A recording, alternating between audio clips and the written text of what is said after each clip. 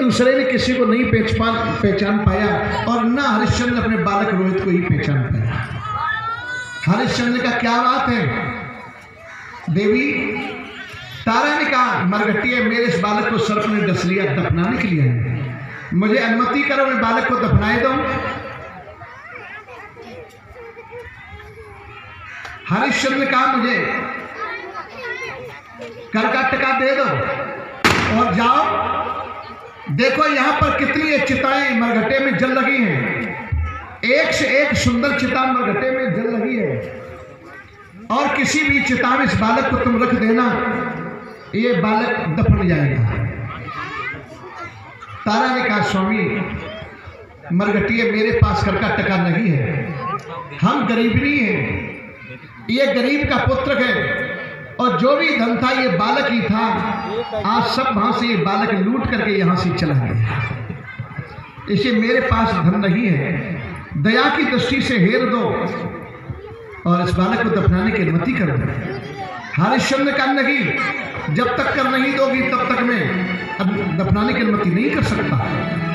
इसे मुझे कर का टका दे दो। उसमें तारा ने कहा, नहीं स्वामी मेरे पास हे मरघटिया कर का टका नहीं है, जो भी धन था ये बालक ही था, और ये गरीबनी मां है इसकी, ये गरीब का पुत्र है,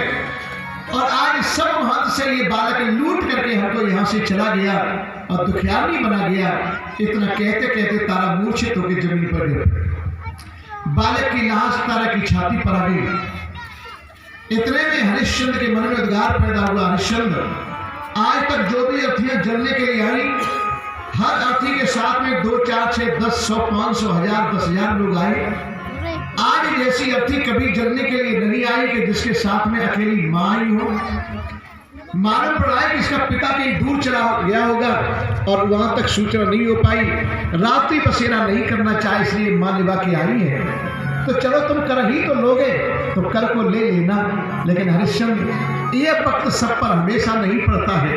ये वक्त सब पर एक दिन पड़ता है, तो आज तुम इसके दुख में सम्मिलित हो जाओ तो क्या हो जाए,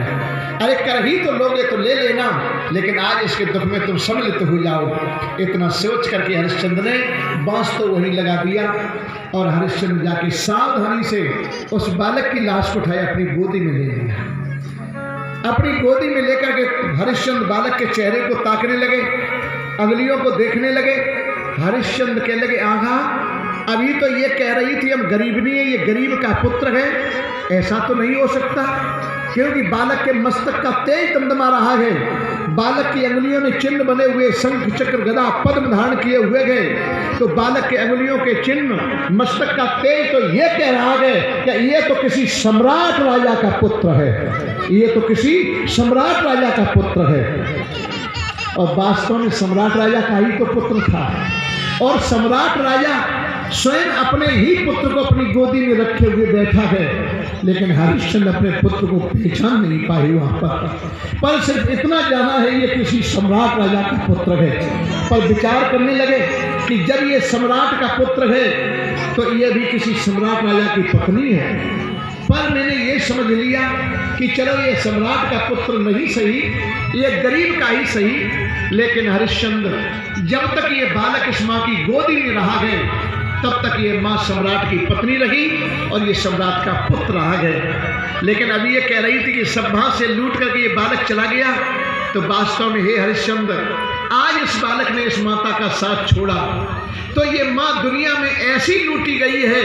कि ना तो आज तक इसके जैसी कोई मां दुनिया में लूटी गई होगी और न कभी भविष्य में ऐसी मां लूटी जाएगी।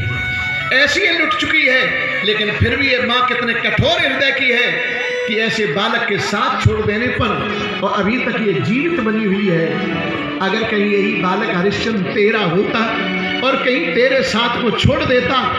तो ये निश्चित है कि अभी तक मैं इस पुत्र के वियोग में जीवित नहीं रह सकता था, मैं अभी तक इस पुत्र के वियोग में और मर करके इस दुनिया को छोड़ के चला जाता। लेकिन हरिश्चंद्र मैं समझ गया ये भी माँ अभी तक इस पुत्र के वियोग में रो करके मर जाती,